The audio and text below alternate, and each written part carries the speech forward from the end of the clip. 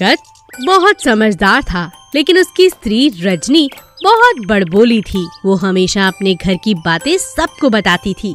उसके पेट में कोई भी बात नहीं बचती थी। एक दिन मंडल अपने खेतों में खुदाई कर रहा था। तभी उसे मिट्टी के नीचे कुछ धातु की आवाज आई। ये क्या आवाज थी? लगता है धरती के नीचे कुछ है। देखता हूँ कि क्या है। मंगत ने देखा कि मिट्टी के नीचे एक सोने का घड़ा है, जो कि एक बड़े कपड़े से बंधा हुआ है। अरे वाह, आज तो मेरी किस्मत ही खुल गई। सोने का घड़ा, इसमें जरूर सोना होगा। इसे जल्दी से बाहर निकाल लेता हूँ।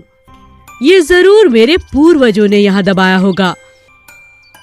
जैसे ही मंगत ने उस घड़े को निकाला, अरे बाप रे, ये घड़ा तो काफी बड़ा है। इसे मैं कैसे उठाकर ले जाऊं? ऐसा करता हूँ कि रजनी को बुला लेता हूँ। उसकी मदद से ये घड़ा घर ले जाता हूँ। पर ओह, मैं ये इतनी बड़ी बात रजनी को कैसे बताऊं? वो तो सारे गांव में ढिंडोरा पीट देगी। अगर सबको पता चला कि हमारे पास इतना सारा सोना है, तो जरूर चोर हमारे पीछे पड़ जाएंगे। मंगत सोच समझकर मिट्टी में वापस घड़े को दबा देता है। कोई तिगड़म लगानी होगी। रजनी के बिना ये काम किसी और से करवा भी तो नहीं सकता। कुछ ऐसा करना होगा कि रजनी को पताए बिना ये काम बन जाए। घर जाकर वो सोचने लगता है कि क्या किया जाए। फिर थोड़ा सोचने के बाद वो बाजार चला जाता है और वहाँ से बहुत सी मछलियाँ खरीद लाता है। फिर वो मछलियाँ अपने खेत में ले जाकर फैला देता है और फिर अपने घर चला जाता है। खेत पर जाकर उसने रजनी से कहा कि देखो कितनी मछलियाँ हैं, चलो इनको घर ले चलते हैं। ये मैंने घड़े में सारी मछलियाँ डाल दी हैं। चलो चुपचाप इन्हें घर ले चलते हैं। हाँ हाँ, चलो चलो। वो दोनों मिलकर उस मटके को घर ले आते हैं। अगली सुबह वह जल्दी उठकर वो घड़ा अपने आंगन में छुपा देता है और मछलियाँ फेंक देता है। जब रजनी उठकर मछलियों के बारे में पूछती है, तो साफ मना कर देता है कि कुछ याद नहीं। इस प्रकार मंगत रजनी की मदद से ही उसे बिना कुछ बताए घड़ा घर में ले आया। अक्ल से काम लिया जाए तो हर काम संभव है। चील और भेड़िया। एक समय की बात है, दो दोस्त चील और भेड़िया जंगल में रहते थे। एक दिन दोनों ने पास पास साथ साथ रहने का सोचा। हम दोनों कितने अच्छे दोस्त हैं, क्यों ना हम एक दूसरे के पड़ोसी बने। चील ने अपना घोंसला एक पेड़ की डाल पर बना लिया और भेड़िया एक झाड़ के पीछे रहने लगा। यहाँ ठीक है, क्यों चील? हाँ, यहाँ ठीक है। एक दिन चील के पास अपने बच्चों को खिलाने के लिए कुछ भी नहीं था, तो उसने एक छोटे भेड़िए के बच्चे को खा लिया और अपने बच्चों को भी खिला दिया। यह बात जानकर भेड़िए ने चील से कहा, तुमने मुझे धोखा दिया। तुम्हारे कहने पर तुम्हारा पड़ोसी बना था, लेकिन तुमने मेरे ही बच्चे को मार डाला। मुझे अपने बच्चों को खिलाने के लिए कुछ नहीं मिला, इसीलिए मैंने। तुमने बहुत गलत किया। मैं तुम पर भरोसा करता था। अब तुम्हें भगवान इस बात की सजा जरूर देगा। तुम एक अच्छी दोस्त नहीं बन सकी। आज के बाद मैं न तुमसे बात करूंगा और न ही तुम मेरी दोस्त हो। यह कहकर भेड़िया वहाँ से चला गया। कुछ दिनों बाद चील ने एक मरे हुए बकरे को देखा। अरे वाह, इतना बड़ा बकरा! लगता है गांव वालों ने इसे मारा है। क्यों ना एक बड़ा हिस्सा अपने साथ ले जाऊं? ये तो बहुत स्वादिष्ट होगा।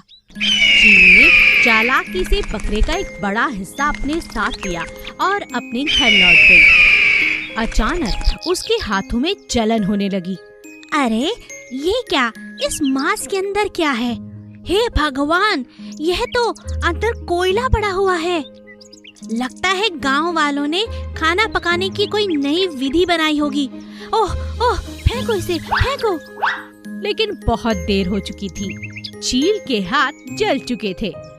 यह देखकर भेड़िए ने कहा, बहुत अच्छा हुआ, तुम्हें तुम्हारे किए की सजा मिली। बिना सोचे समझे कभी भी किसी का भी भोजन उठा लेती हो, ये उसी की सजा है। मूर्ख मछुआरा। एक गांव में नरेश नाम का आदमी अपनी पत्नी और 3 बच्चों के साथ रहा करता था। उसका परिवार बहुत गरीब था और वह मछली पकड़ने पर निर्भर करता था। नरेश के घर के पास एक बड़ा तालाब था जहां लोग मछली पकड़ने आते थे और उनका व्यापार करते थे। एक दिन नरेश के दोस्त ने उसे बड़ी मछली बेचते हुए देखा। मदन, तुम बड़ी मछली पकड़कर बेचते हो? हाँ नरेश, इसमें बहुत मुनाफा है, इसीलिए मैं सिर्फ बड़ी मछली ही बेचता हूँ। तुम भी बड़ी मछली बेचा करो। इन छोटी मछलियों को बेचकर भला क्या फायदा हो सकता है? नरेश को लगा कि अगर वह छोटी मछली बेचता रहा तो कोई कमाई नहीं कर पाएगा, इसीलिए उसने बड़ी मछली पकड़ने और बेचने का सोच लिया। अगले दिन वह तालाब के पास गया तो उसने बड़ा जाल बिछा दिया और जब उसे लगा कि कुछ पकड़ में आया है तो उसने देखा कि उसमें छोटी छोटी मछलियां ही हमेशा की तरह फंस गई हैं। मगर यह क्या, कई बार कोशिश करने पर भी एक भी बड़ी मछली उसके जाल में नहीं फंसी। ये क्या हो रहा है? मैं सुबह से जाल डालता जा रहा हूँ लेकिन एक भी बड़ी मछली मेरे जाल में नहीं फंसी। काफी देर तक घर ना पहुँचने पर नरेश की पत्नी तालाब के पास पहुँचती है। आप आज सुबह से यहीं बैठे हैं, घर भी नहीं लौटे। आप जानते हैं बच्चों ने और मैंने कुछ भी नहीं खाया। आप भी सुबह से भूखे प्यासे यहाँ बैठे हैं। आप कब से ये छोटी मछलियाँ पकड़ रहे हैं और उन्हें छोड़ देते हैं? भला ऐसा क्यों कर रहे हो? आप जो भी मछलियाँ जाल में फंसी हैं, उन्हें निकाल क्यों नहीं रहे? अगर बड़ी मछली यहाँ नदी में है ही नहीं तो वो आपके जाल में फंसेगी कैसे? हमें बड़े के चक्कर में अपना रोज का छोटा छोटा काम छोड़ना नहीं चाहिए। हाँ, तुम ठीक कहती हो। ये बड़ी मछली पकड़ने के चक्कर में छोटी मछलियाँ भी हाथ से चली गई। जितना मिलता है उसमें खुश रहना चाहिए। एक गांव में रमेश नाम का लड़का रहा करता था। वह बहुत ही आलसी था। वह बिना काम करे जिंदगी गुजारना चाहता था। एक दिन उसे सोता देख उसकी माँ उस पर जोर से चिल्लाई। सूरज सर पर आ गया मगर इसका उठने का मतलब ही नहीं।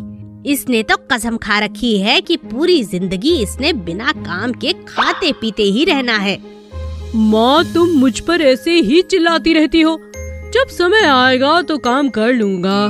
तभी वहाँ रमेश का दोस्त सुरेश आ जाता है और रमेश उसके साथ घर के बाहर चला जाता है। दोनों दोस्त एक पेड़ के नीचे बैठ जाते हैं। अंधेरा होने पर उन्हें पेड़ से आती हुई रोशनी दिखाई देती है। तभी वहाँ बैठा उन्हें एक महात्मा दिखता है। यह रोशनी इस पेड़ के पीछे बने जादुई घर से आ रही है। इस घर में जो चला जाता है उसे आराम मिलता है और कभी काम नहीं करना पड़ता। यह बात सुनकर रमेश बहुत खुश हो जाता है और अपने दोस्त सुरेश को छोड़कर उस घर में चला जाता है। कुछ दिन तो रमेश वहाँ खुशी खुशी बिताता है क्योंकि वहाँ उसे सब चीजें आसानी से मिल जाती थी। परंतु कुछ ही दिनों के बाद उसे अपनी माँ और दोस्तों की खूब याद सताने लगती है। परंतु कुछ ही दिनों में उसे अपनी माँ और दोस्तों से दूर होने और अकेलेपन की वजह से उदासी आ जाती है और वह सोचने लगता है, मुझे अपनी माँ और दोस्तों के पास जाना है। मैं यहाँ नहीं रह सकता। कितने समय से यहाँ हूँ, कुछ करने के लिए भी नहीं है। अब वह काम करना चाहता था। तभी उसे अपनी माँ की आवाज सुनाई देती है, अरे अब उठ भी जा, कितनी देर हो गई है। रमेश समझ जाता है कि वो नींद में था और एक अच्छा सपना देख रहा था। जब रमेश की नींद टूटती है तो उसे पता चलता है कि वो एक सपना देख रहा था, लेकिन उसे इस बात की समझ आ चुकी थी कि बिना परिश्रम के कभी खुशी हासिल नहीं होती। मेहनत करना बहुत आवश्यक है। टूटू खरगोश। एक समय की बात है, एक जंगल में टूटू नाम का एक प्यारा सा खरगोश रहता था जो एक शिकारी था। वह रोज अपने परिवार का पेट भरने के लिए शिकार पर जाता था। एक दिन उसे कोई भी जानवर शिकार के लिए नहीं मिला। वह परेशान हो गया। अगले दिन भी ऐसा ही हुआ। अब वो रोज परेशान रहने लगा। तब वह एक दिन अपनी दादी के पास गया। दादी दादी, मैं क्या करूं? कोई भी जानवर मेरे जाल में नहीं फंसता। कोई बात नहीं बेटा, मैं तुम्हारे लिए एक ऐसा जाल बनाऊंगी जो कभी भी नहीं टूटेगा, और देख लेना तुम्हें शिकार करने में बहुत आसानी होगी। दादी दिन रात मेहनत करने लगती है। दादी, आप क्या कर रही हो? कितने दिन बीत चुके हैं, अब मैं वापस अपने घर चला जाता हूँ। अरे नहीं, रुको, 2 ही दिनों की बात है। अभी ये जाल तैयार हो जाने दो, फिर तुम जब इसे ले जाओगे तो तुम्हें कभी परेशानी नहीं होगी। दादी की बात मानकर टूटू वहीं रुक जाता है। दादी दिन रात उसे अच्छा भोजन कराती है और जाल को बनाती है। एक दिन जाल तैयार हो जाता है। ये लो टूटू, इसे ले जाओ, और आज के बाद जब भी शिकार पर जाओ इस जाल का इस्तेमाल करना। देख लेना तुम्हें कोई तकलीफ नहीं होगी, तुम कभी भूखे नहीं रहोगे। टूटू वह जाल लेकर अपने घर वापस लौट आता है। दादी ने कितनी मेहनत से ये जाल बुना है, मैं इसका इस्तेमाल जरूर करूंगा। अब टूटू हर रोज उस जाल का इस्तेमाल करने लगा और हर रोज एक अच्छा शिकार पकड़ने लगा। अब टूटू को एक अच्छा शिकारी सभी समझने लगे। फिर एक दिन टूटू को उसके दोस्त ने पूछा, अरे दोस्त टूटू, तुम तो कमाल के शिकारी हो चुके हो, कभी भी खाली हाथ नहीं जाते। हर रोज कोई ना कोई जाल में फंस ही जाता है। ये जाल भला तुम्हें मिला कहाँ से? ये मुझे कहीं से नहीं मिला, ये मेरी दादी ने दिन रात मेहनत करके मुझे दिया है। मैं अपनी दादी का ये तोहफा कभी नहीं